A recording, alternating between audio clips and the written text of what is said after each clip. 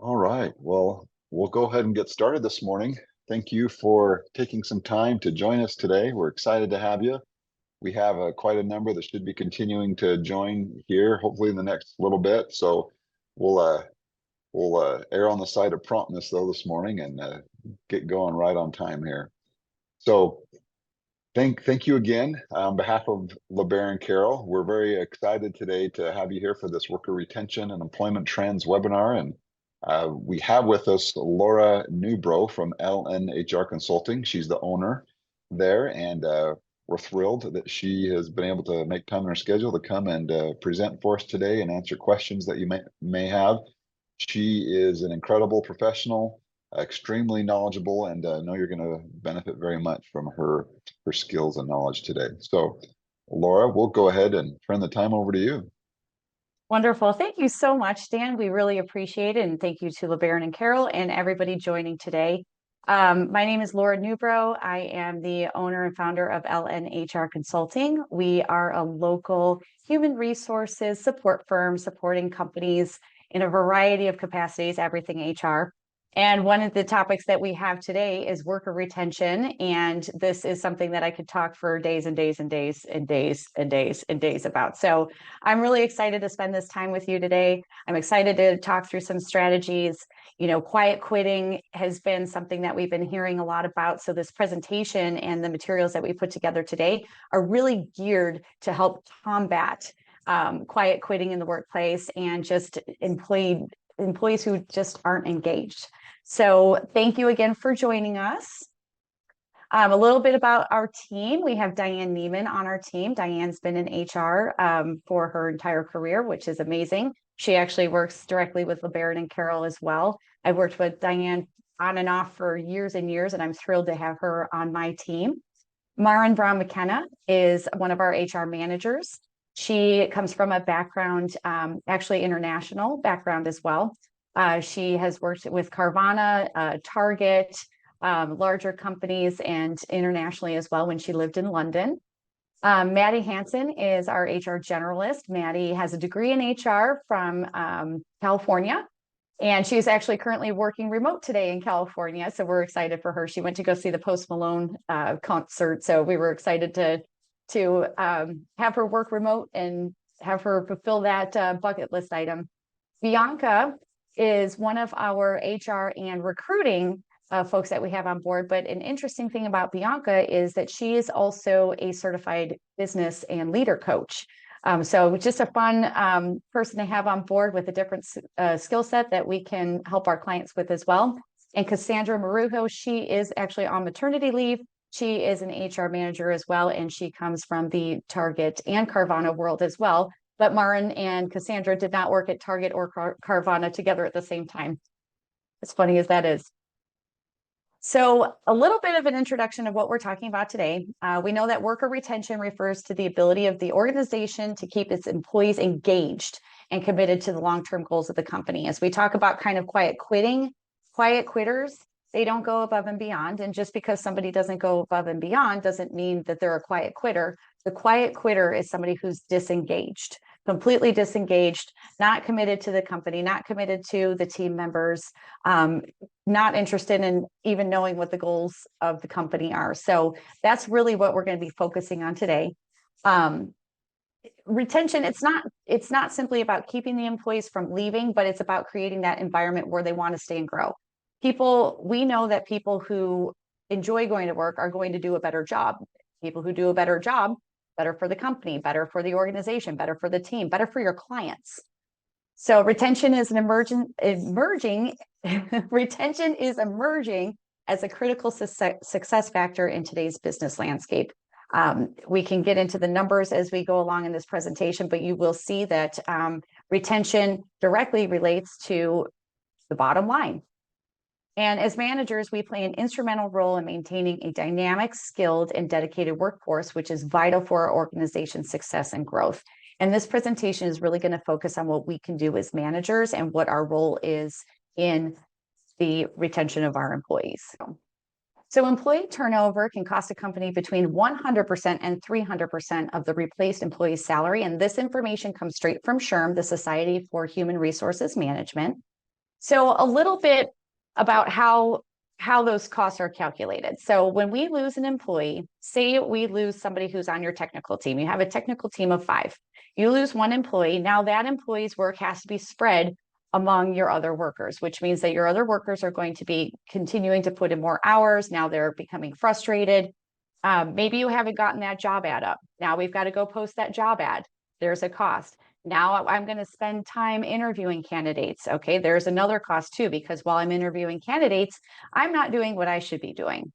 Once we bring that person on board, now we have the training period. And although we love a great onboarding and training program, if you're constantly turning employees over, these costs are going to add up and add up and add up. So all that time that you spend or your employees spend while training the new hire, that is all opportunity costs. That is all costs that go into what that employee should be doing versus what they are actually doing, which is spending time with new employees, which is always great for new hires, but we need to make sure that we're keeping the employees so we don't have to keep doing this over and over and over again. Companies that offer better employee experiences, like a positive onboarding experience, see 25% higher profits and 2 times the customer satisfaction. That is from Gallup. Again, like we said earlier, a happy employee is happy to come to work, does a great job, supports the team's happy, management's happy, and therefore your clients are happy. All right, let's talk a little bit about the impact of retaining employees, just the overall company, right? You're going to have that financial savings by retaining your employees. Companies save on recruiting costs, training expenses, and the indirect costs that are associated with the time, of course, that it takes to get that employee to their full productivity level. Knowledge preservation. I know that this is such a key element, especially in these smaller businesses. Long-term employees accumulate valuable institutional knowledge. And when you're a small growing business and you have your key folks on board and who have been with the company from day one and you've all worked together, it's that tribal knowledge that they have that's going to take somebody a long time to kind of get up to speed before they can operate at that level. Customer satisfaction. Experienced employees often have a better understanding of products, services, and customer needs, contributing to higher customer satisfaction and loyalty. And your competitive edge. A stable workforce with low turnover will foster a collaborative culture, and it does facilitate innovation. And we see this quite a bit. The more engaged employees are, the more that they're going to bounce ideas off of one another. The more somebody's going to say, hey, I have a way that we can do this better. And once they've been working together for a long time, they have those relationships, they have the trust. You're going to find that an engaged workforce is going to actually help with some of your processes, procedures, your workflow, your efficiencies. Employer branding. This one is huge. I always tell people, happy employee, a happy team, they're going to go out and talk to their friends about why they should come work for your company.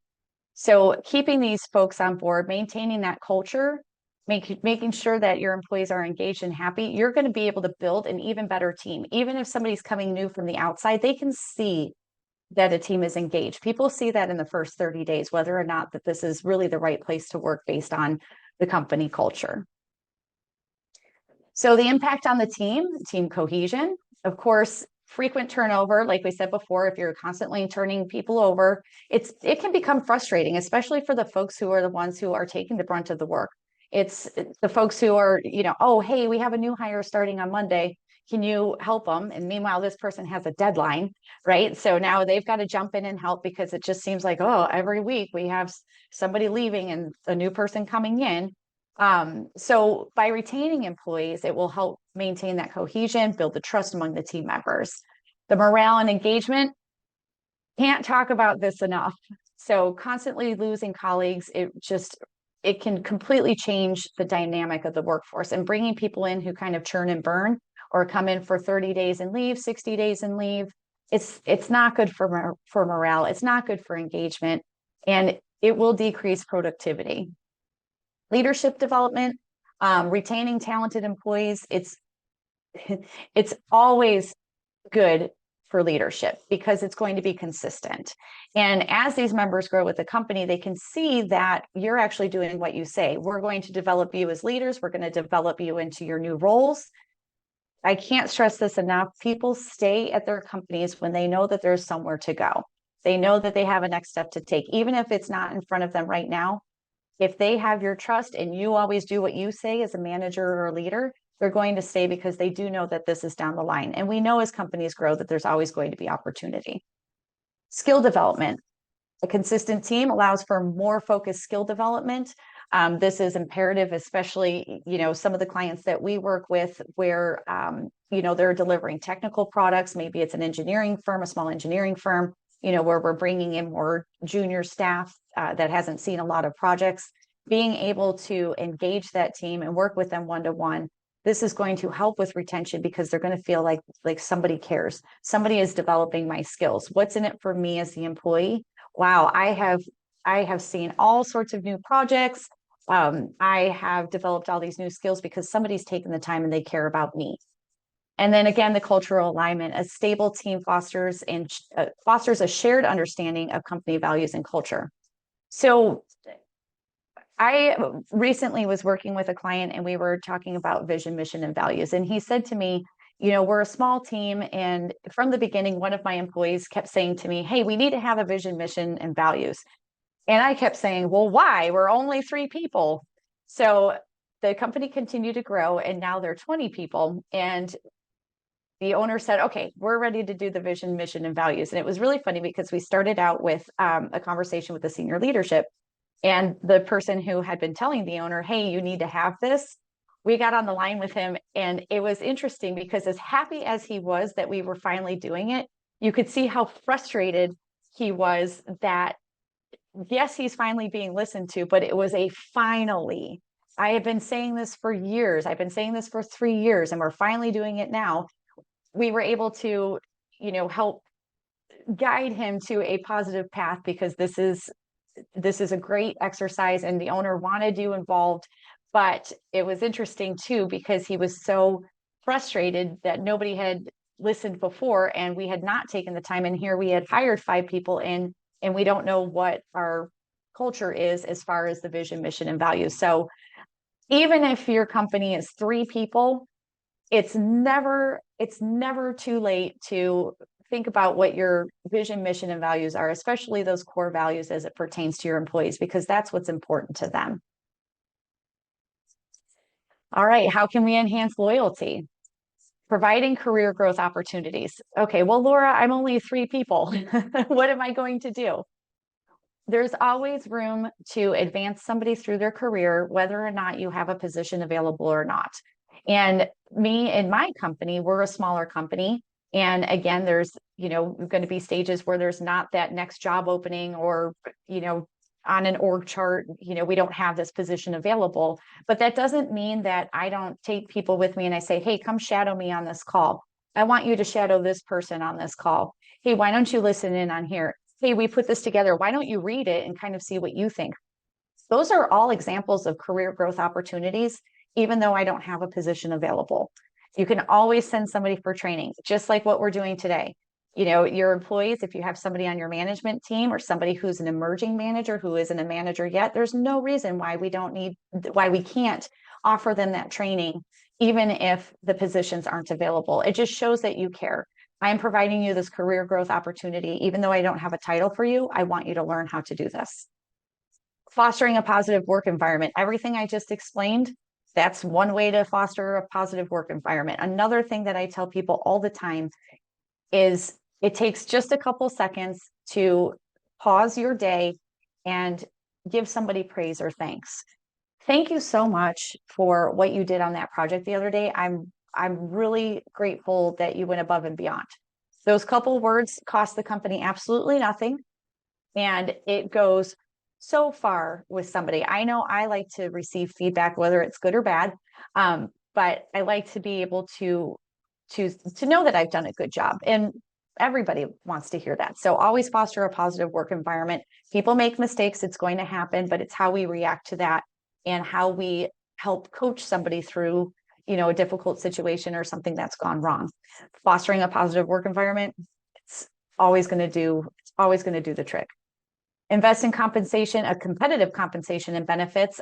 Folks like us in HR, if you ever need any assistance with that, feel free to reach out. But once again, there's easy things that we can do to compare what the market rates are, what your competitors are doing, what's out there that employees are seeing, because anybody can go to Glassdoor, anybody can go to salary.com, anybody can go to out on the internet and say, what should this position be paid? And they're going to come up with their own information, and it's not always going to be accurate, but that's why we want to stay ahead of that and make sure that our compensation is competitive and that we are offering good benefits. Now, not all companies can afford health insurance, but are there other things that we can do from a benefit standpoint? Absolutely. There's absolutely things that we can do from a benefit standpoint, including training, including on-the-job training, even just including culture initiatives like, hey, we're going to all have lunch together on this day. Make sure that we have consistent ways of providing feedback. That's also a benefit. So there's a lot of things that we can do, even if health insurance isn't something that we can offer right at this time. And we can certainly help get you on a path for that as well, especially over with the folks at LeBaron and Carroll as well. Encourage work-life balance. This is a big one. With technology at our fingertips, it's really easy, especially as folks in leadership and management. We're spread thin throughout the day. We're busy, and we remember at 7 o'clock at night, oh, I forgot to ask so-and-so about that project that's due. And next thing we know, we're either texting or emailing. We just need to remember that, make ourselves a note or put a delay on it, so that way it goes during work hours. I don't expect anybody to email me back at that time, but sometimes, you know, you just need to get that off your plate. But encouraging that work-life balance, making sure that we're being respectful of that. You know, a great example too, Maddie from my team, bucket list, she wanted to go see Post Malone. Tickets in Phoenix were 3 times as much as they are in California. She has friends and family in California. I said, absolutely go. It's the middle of the week. Go work from California. The work will get done. We know what we need to do. Are there any things that you need to pass off, or any deadlines that we need to be aware of? She had it all under control. She enjoyed her day. Everything's done. It doesn't matter to me, right? Because everything was done and she had a great time. So encouraging that work-life balance, making sure that people are taking their PTO, are taking advantage of things like that. All right, so career growth opportunities. So offering employees opportunities for advancement and skill development fosters a sense of personal growth and loyalty to the company. Hey, they're invested in me. I'm going to invest back in this company. Investing in continuous learning and development programs is always just always a great idea. And there's so many things out there that are free, so many resources that you can use that, you know, don't cost the company a ton of money, but there's ways that we can encourage folks to participate in these programs without forking over $1 million. Encourage learning and development through on-the-job training, workshops, and conferences. Again, like we talked about, shadowing, look over this report, go shadow this other person. Those are all great ways to facilitate that. And then sponsor employees' participation in training programs. Hey, I want to go to this offsite training for this day for $250. You know, okay, let's think about how we can make that happen. All right, so let's talk about some actions that managers can take to provide these career growth opportunities. We're always so busy. We understand that. I hear that all the time, but taking some time to identify your skill gaps and then making sure that we're able to facilitate training for those, for your team members. There's a great way that managers can kind of get together, especially if you're sharing teams. If you can take some time, really identify everybody on your team. What are their great skills? What are the skills that we need to develop? By taking that time to kind of go through your team one by one, it will pay off in the long run, because as I always say, a high tide floats all boats. Let's identify this person's strengths, put it with this person who can definitely develop those skills, and then we'll get everybody up to where they need to be. Regularly discussing your employees' career goals during check-ins. Regular check-ins with your team is the best way to maintain culture and maintain a pulse of how your employees are doing. So checking in on their career goals. Where do you want to be in a year? Well, let's figure out how to get there. So here are some things that you can do in the next 6 months. Now you tell me what you think you need to get there. These are all ways that we can help the employee encourage themselves to reach these goals and to get the tools that they need to reach their goals. And then always highlight advancement opportunities within the company. Hey, coming up, we're going to have this position opening up. We're really excited. This is what it looks like. I think you'd be the great fit for this role. These are the things that I'd love for you to work on. Let me know how I can help you. Let's check in and see how that's going. So a LinkedIn survey showed that 94% of employees would stay with the company longer if it invested in their career development. So that's a very large number that really can impact your bottom line. All right, fostering a positive work environment. Always promote open communication. Encourage a culture where employees feel comfortable expressing their ideas and concerns without fear of judgment. This is what we call psychological safety. We want people to feel that they are comfortable sharing a new idea, not worried about what's going to happen if they do. So by setting the stage and saying, hey, this is open communication, I want feedback. And maybe that's even the way that you start that conversation. Will you provide feedback to me? How am I doing as your manager? Do you feel that I'm checking in with you enough? Do you feel that I understand where you want to be as far as your career a year from now? So that's one of the ways that you can kind of set the table for that open communication. Let them know yourself that you want to hear what they have to say, and that will kind of lay the framework for that. Recognize and reward efforts. Implement a system of recognition and rewards to appreciate employees' hard work and achievements. Boosting morale and motivation. This could be as simple as a monthly newsletter, or a monthly email that goes out from you. You keep your template over here, you fill in some things, but we want to make sure that people are recognized, and not just recognized one-to-one, but recognized among the team. And create an inclusive culture. Embrace diversity and ensure that all employees feel included and valued regardless of their background. Diversity in the workplace enhances creativity and innovation. One of my favorite things to talk about when it comes to diversity is you gain so much knowledge and background and information by having a diverse workforce. Everybody's going to come with different perspective. The more perspective you have, the more ideas you're going to have, the more efficiencies you're going to come across. I can't stress that enough. But by creating that culture, it's going to help business. It's going to help your brand. It's going to help what you're providing to your clients. It's going to help you achieve your mission. All right, so what actions can managers take to foster a positive work environment? So providing regular feedback. We want to stay actively engaged with the team. We want to provide constructive feedback and praise to help them grow and feel valued. My HR rule of thumb is anytime that we have feedback that maybe is a little bit more difficult, we need to also come with at least a solution or a way to help the employee come to a solution. So before we go and have that conversation about how somebody's not meeting expectations, let's think about ways that we want to help encourage the employee get to the point where they can meet expectations. So we want to make sure it's a two-part conversation. Set clear expectations and goals. Again, when you have these one-to-one meetings, I always encourage people to keep an ongoing agenda. That way you can define the roles. It's written, we're watching it, make sure that people understand their job description, what's expected of them. If people don't know what's expected of them, then they're going to make their own expectations. And how quickly we can be misaligned with expectations is unbelievable. We see that happen quite a bit, and people get busy again. But once again, keeping that schedule of a one-to-one meeting, setting those expectations and following through every week can help with that.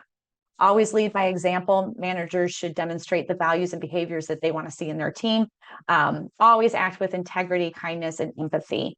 That is what sets that positive tone for the team. So the integrity piece is especially important, because if you're looking for somebody to have trust in you, we need to make sure that when they come to us in confidence, that we're handling those situations with that confidence in mind. We don't want to turn around and say, oh, so-and-so had this problem, and that person had come to us in confidence. They'll never come to us again. And they won't have trust. They won't be bought into the organization. They'll share with their team members that, oh, you can't trust this manager. So we want to make sure that everything that we do fosters that trust. Okay, and encouraging work-life balance. Always respect your employees' time outside of work, and we love to promote that work-life balance because it can improve morale and the job satisfaction. And we can achieve this, if possible, through flexible hours, remote work opportunities, and respecting boundaries. Now, flexible hours, Not always going to be the case. If I'm a contracting company and we have to be there every day at 5 o'clock in the morning, or there's a concrete pour at 2 a.m., we understand that those are, some interesting situations, but being aware that people are working outside of normal working hours, thanking them for doing so, and then being flexible on the back end when they do need to take time off, and just understanding that we don't want to continuously do that because we don't want to burn employees out. Remote work opportunities, exactly in those situations, that's not going to be an opportunity for them. But again, staying in communication. Hey, how's it going? I know that you've worked 3 nights in a row. Are you getting sleep? How are you doing? Are you hydrated? Okay, well, next week we're going to make sure that we have you on a more regular schedule or something along those lines. And then just respecting those boundaries again. Not calling them at 7 o'clock at night if they're off work at 3. Of course, unless it's an emergency, but not making that a habit. Let's not be expecting people to be returning our messages or our calls after hours or before hours. So, and then a thing on here that we try to promote, but isn't always, feasible, is the no overtime culture. And in certain situations that works perfectly. And in other situations, we do know that overtime is just going to happen. But again, it's about maintaining that balance and saying, okay, so this week you worked 45 hours. Let's try to bring that down next week, or let's try to bring that up the following week, because some people do like the overtime. But it's about that communication. Once again, some people do enjoy doing that, but not everybody does. So if we can find a balance, then let's do that and make sure that, we can make everything work for the team. Offering paid time off and encouraging the usage. I have a fun story about somebody I had worked with for many years, many years ago, and the company had a cap in their PTO, and he was always past the cap, and every year he lost PTO because he was at the cap. So that means that he never took any days off, and we used to call him Grumpy John. And I ran into Grumpy John, and he said, "Hey, good to see you. Grumpy John here." And I'm like, "Hey, Grumpy John, how are you?" He goes, well, you know, I'm doing well with my chickens." So basically he had said, all those years I finally realized I should have been taking my PTO, and that actually cost me in my personal relationships. And he said, you can't go back in time, and you can't go take that trip or take the time off. The work will still be there. We will figure it out, but it's important that if we do offer PTO, that we do keep an eye on it, because there are the people who just won't take it. And even just a mental reset, if they're at home, it's so good to come back refreshed and with new ideas and not grumpy. And then providing resources for well-being. There are so many free resources out there that you can find just for mental health, overall well-being. A simple resource to provide for well-being that I have mentioned before with one of my other clients is, hey, maybe for 10 minutes in the morning, we all know that we've got to have these required breaks by the law. Have people stand up and leave their desk. Hey guys, I want to make sure that we're taking these 10-minute breaks that are required by the law. So I'd like you to set your time to whatever time you want that to be. And I want you to make sure that you step away from your desk and your break is taken away from your desk. It's a way to unplug for 10 minutes, go get some fresh air, walk around the building, come back. But once again, we're encouraging that break. We're encouraging that reset. We're encouraging that walk around the building, and people don't have to think, oh, I can't go, or I'm not supposed to. And that's a simple resource for just overall well-being. Okay, so encouraging some work-life balance. Again, respecting boundaries, and managers should always lead by that. And we don't want to expect things after hours. Monitor workloads, make sure that we have a nice balance. Some people might want more hours, overtime hours. Some people might want less, but making sure that we do have that, so not one employee is always overloaded. We want to make sure that we're having those one-to-one meetings to make sure that we're monitoring, keeping a finger on the pulse and monitoring folks' progression throughout the week, and then always encouraging those breaks in that PTO. So a study, this is Marin's presentation, by the way. Marin was supposed to present today. Oh, and I do see that there's things in the chat. Okay. A study by the American Psychological Association showed that 66% of employees reported better overall well-being when they felt supported in balancing work and personal life. The support can lead to an increased job satisfaction and loyalty to the organization. All right. So investing in competitive compensation and benefits. Again, ensure your compensation and benefits are competitive for the industry and location. And if you ever need any help with that, please reach out. We can get you in the right direction to make sure that you have the resources that you need. If it's something that you need to do on your own, we can help you get to the right places so you can get some more accurate and dialed in information. Regularly review and adjust them as needed. So as we've noticed over the last couple of years, inflation, we've had some folks who had not done some salary benchmarking in the last couple of years, and we're very surprised to learn how much wages have gone up. And I think that that's directly, coming from the construction and the housing and all of that stuff. So here we are.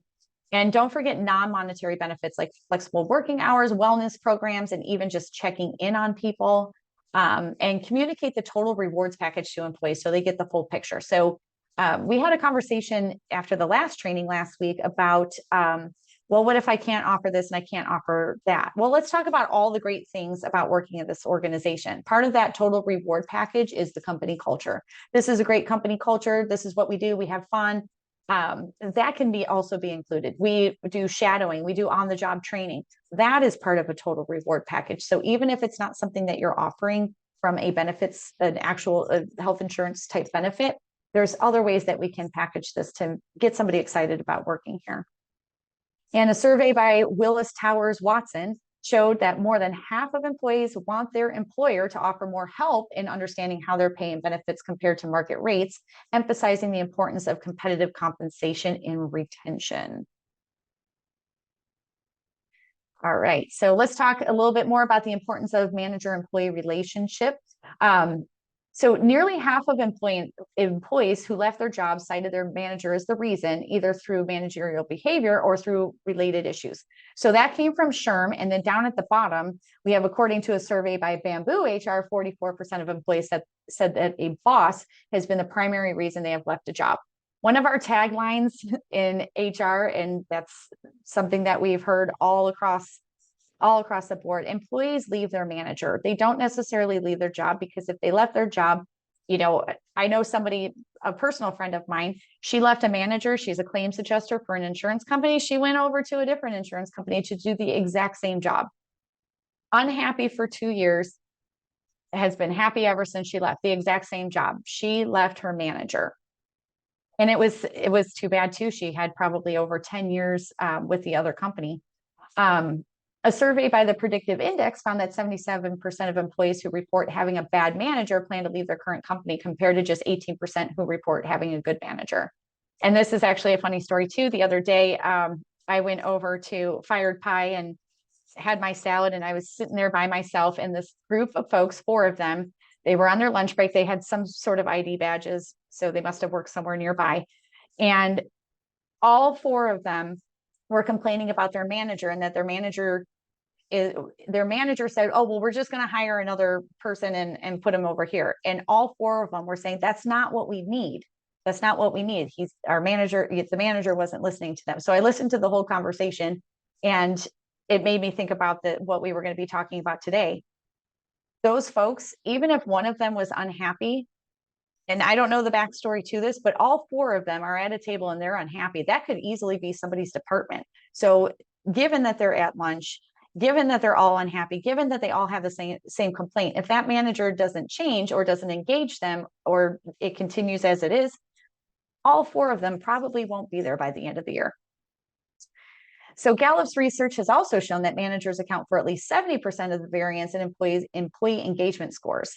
This demonstrates the influence managers have over their employees' work experience and satisfaction, directly affecting retention. So what this means is, if we take a company and there's 7 managers, and maybe there's 22 people underneath the managers, if we pull all those folks, we're going to get a variance. Some people are going to be happy with their managers, meanwhile some people are not. And that again, is something that we can do as leaders to ensure that all our managers are on the same page and that every employee in the organization is getting the same employee experience. Once again, that's retention. That is folks going out and telling somebody how great it is to work at our company. You should come work here.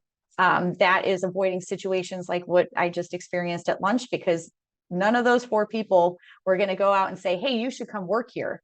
In fact, they were talking about other companies and how easy it is to apply. So just something to always keep in mind, that it is something that we as leaders and business owners, managers need to always be thinking about. It's everybody at that level needs to be in lockstep, right? Everybody needs to be saying the same thing. Everybody needs to be providing the same experience to their employees. All right, some pitfalls to avoid. Neglecting employee development. I know we get busy and we think, well, I don't have anywhere for this person to go. I don't have a position available, but overlooking their development and career progression, that can lead to dissatisfaction and lack of motivation. So even again, if we don't have a position available, there's still things that we can do from an employee development standpoint. Strive to understand their aspirations and provide opportunities for growth. Again, those one-to-one meetings, where do you see yourself in a year? Where do you want to be? How can I help you get there? Micromanagement. I think everybody has a great example of somebody who just micromanaged to no end, right? So nobody wants to work with a micromanager. Nobody wants to have any part of that. That is not going to be anything that's going to be successful. We need to be able to trust our team, and therefore we need to put things in place so they know what the expectations are, and then we can exercise that trust. Ineffective communication, just poor communication or inconsistent communication, telling one person one thing, another, forgetting to send out a company email where we're setting expectations. That is just detrimental. And I've seen that happen all the time. The other thing that I always preach from the HR side is no new news. Anytime something new from a leadership standpoint is coming forward, I always like to kind of drop hints, right? Hey, everybody, heads up, we will have more information later, but wanted to let you know this is something that we're working on. Again, we'll have more information as this unfolds, but at this time, we just wanted to let you know that this is in the works. Have a great day. See, I didn't give too much information. Now, as this project moves along, we have to implement new process and procedure. Everybody's already going to know. It's not going to be a surprise. It's going to be old news. So always aim for clear, timely, and constructive communication. And that's the same thing in one-to-one meetings. If we do have feedback that we need to give, that's a little bit more on the constructive side, more difficult conversation. Let's make sure that it's clear and timely. Time is always of the essence. Lack of recognition, failing to acknowledge and appreciate employees' hard work. Once again, that can definitely lead to trouble.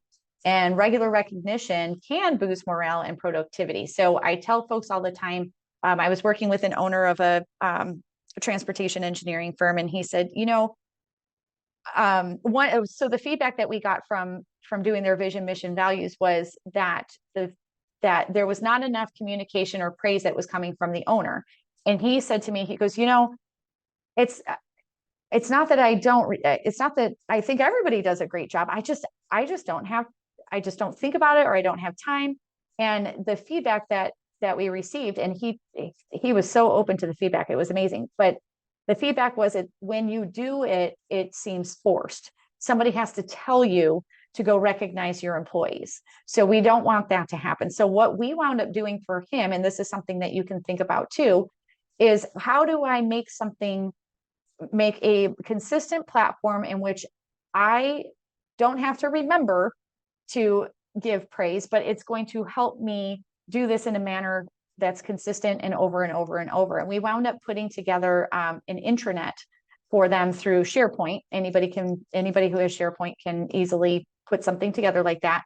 And employees were able then to give feedback to, praise to one another. So it was called the winning board. So you can put just wins on there. Hey, guess what? I finally, beat my mile time on the treadmill this morning. And it was simple things like that. But because we made that the home screen, it popped up every day, and it made the owner go, oh, I need to put something in here. And then he could just type in there, and then he was on his merry way. So here we automated something for him that he didn't have to oh my gosh, it's 6 o'clock at night and I've been working all day and I completely forgot. It just popped up right there first thing in the morning. Make it a habit. And then there you go. Now we have consistent recognition. We have an engaged team. We have people who are logging in every morning to see, oh, what's happening? Did we get some praise or did we get something? Did a win happen? It's just about making it consistent and easy to do. Ignoring employee feedback, not paying attention to employees' feedback or concerns, that makes them feel unheard and unvalued. Just like I was talking about earlier, I had been telling him that we needed to do the values for all these years, and here we're doing it, and he was still frustrated. So there you go. That's a great example. And always encourage feedback and show that you're taking actions based upon it. I heard what you said. I realize that this is an issue. Excuse me. It is that season, allergy season. I heard what you said. I understand this is important to you. I want to let you know that I'm taking care of this. So just give me some time. I'm putting some things together. I'm going to circle back with you. It's as simple as that. It's as simple as that. Because if that employee is having that difficulty or they have a concern, then that means if you don't do anything, guess what they're going to do? It's going to be the 4 people sitting over at Fired Pie complaining about their manager or their company. All right. And then once again, the importance of manager-employee relationship. The quality of management is directly correlated with whether employees choose to stay or leave, of course, and the way managers engage, support, provide feedback, and build relationships with their team members plays a central role in retention strategies. So once again, it's the employees will quit their manager. They don't always quit companies. They don't quit. I mean, some people obviously quit to do different things, but people will quit their manager. This underscores the need for investing in managerial training and support to foster a stable and engaged workforce. I can't stress this enough. Managers need to be trained in how to have conversations. Managers need to be trained in how to consistently receive and give feedback and set expectations.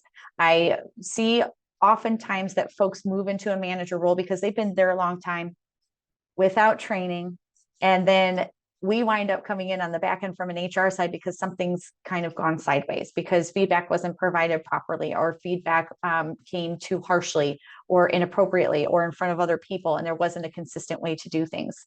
Or feedback was given to one employee one way and the same feedback given to another employee another way. And now we're all in trouble. So we don't want to have that happen. I can't tell you how important training those managers, getting them through basic managerial training, even training. There's a training that we do and a couple other folks do. It's called From Peer to Supervisor.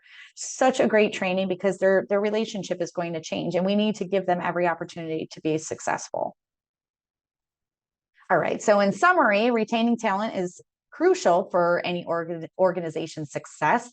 As a company, we can enhance loyalty and decrease turnover through investing time, energy, and effort into the well-being of our employees. As managers, we have a significant role in shaping the work environment and influencing our team satisfaction and loyalty. This involves promoting transparency, supporting career goals, demonstrating empathy, leading by example, and providing that autonomy, right?